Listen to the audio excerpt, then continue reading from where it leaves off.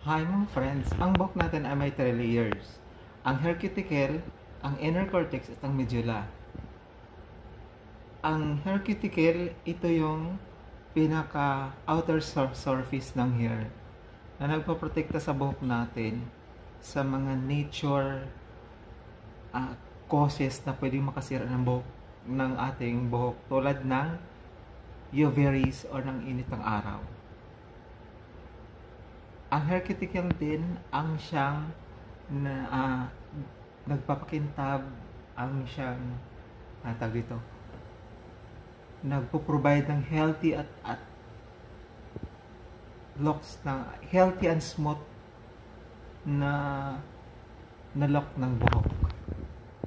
Ang inner cortex naman, ito yung nagbibigay ng body, ng flatten o kaya ng volumize. Tsaka nagpo-provide din siya ng tibay ng buhok, si inner cortex.